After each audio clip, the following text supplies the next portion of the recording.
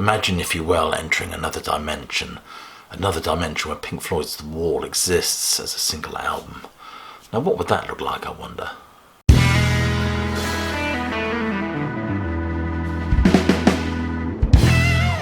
Welcome, classic rock fans, to a short video where we look at reconfiguring a classic album. If you're new to this channel, please be sure to click like, subscribe, and do check that bell to get notified of any future uploads. And check some of the links below this video for ways you can support the sterling work done at Classic Album Review. Become a Patron, why not? There's a fine body of work on there. Or simply like the Facebook page. It's all good and it's all much appreciated.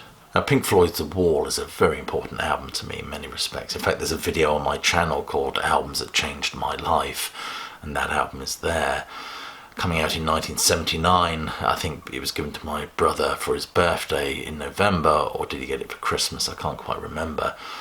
But nevertheless, it was a pretty seismic offering for a boy my age. I must have only been about 10, I suppose, who had spent quite a long time listening to his mother's Dusty Springfield and Sandy Shaw records, suddenly to be presented with this huge angst-ridden slab of vinyl that very much deals with loss and alienation.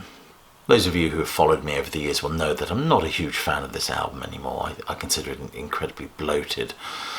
But then it's an argument that you could make about most double albums, really. I mean, what double albums wouldn't benefit from a bit of judicial pruning? There's one for the comments below. A perfect double album. Interestingly, I think I did a video on this, 10 best double albums, and I feel it was dreadfully remiss of me not to include Songs in the Key of Life. Now, I think that's a great record. I think the White Album by the Beatles would be a perfect double album if they could jettison that dreadful Revolution 9. Blonde on Blonde is an album that I don't think I would change anything on that. But The Wall, I mean, Tommy is another wonderful double LP set, but I kind of feel that it would be a better album without that whole holiday camp stuff. So in this video we're looking at a reimagining of Pink Floyd's The Wall as a single album. Now, the problem with Pink Floyd's The Wall, as with Tommy, of course, with these records, unlike the White Album, you're dealing with a narrative, and the narrative therefore has to have some sort of denouement. It's got to have a conclusion, a beginning and end, and make sense, I guess. So the first point is to consider the part of the story that is worth telling.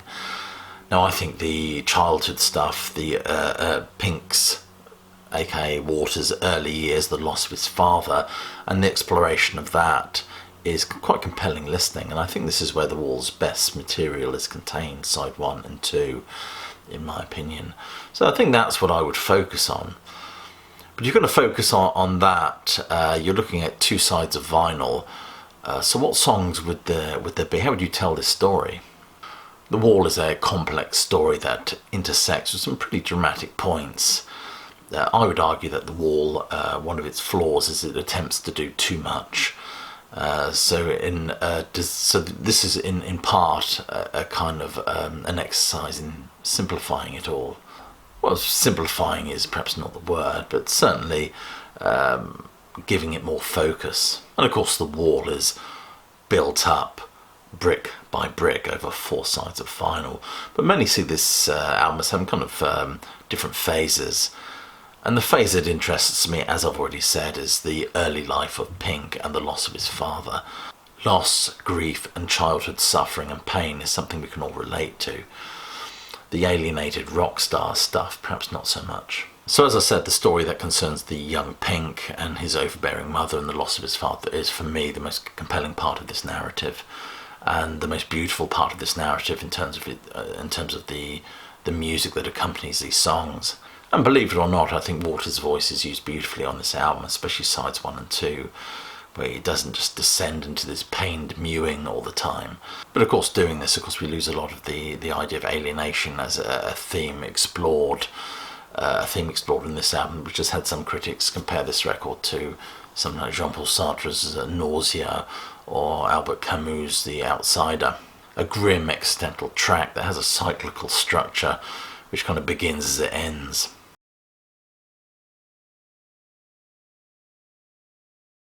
So this record begins with In the Flesh, which is a pretty seismic opening number.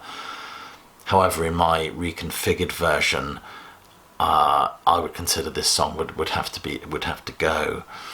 So I would start this album with perhaps Noises of Battle, and then you get this slow swell of strings introducing When the Tigers Break Free. A beautiful, very moving piece, I think, wonderful line. When the Anzio bridgehead was held for the price of a few hundred ordinary lives.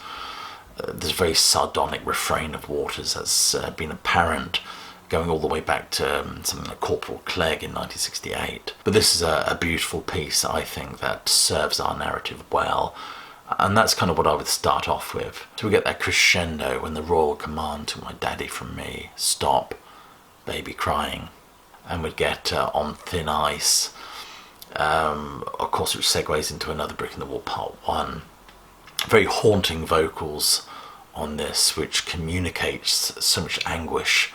I think Waters' voice is absolutely stunning in this track. I mean, not a lot has been asked of his voice, but what he does beautifully. Daddy's Flown Across the Ocean, even just a memory, and the way that's delivered in itself, double-tracked, and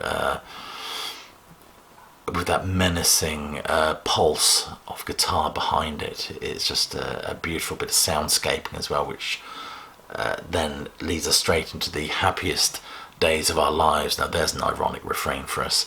Happiest days of our lives, straight into Another Brick in the Wall Part 2, which deals with Pink's rather traumatic experience at school, which is, as we know, probably a few more bricks in the wall.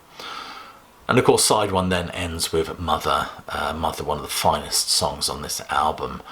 One of the finest songs on this album, but not only because of the gorgeous guitar break by Gilmour, but his voice as well adds warmth, I think, as it always does to Pink Floyd. Gilmour's voice and guitar always adds a kind of melodic grace to this music. So I would begin side 2 with the gorgeous and plaintive Goodbye Blue Sky. Gilmour's voice on this is wonderful, and that guitar work is absolutely sublime.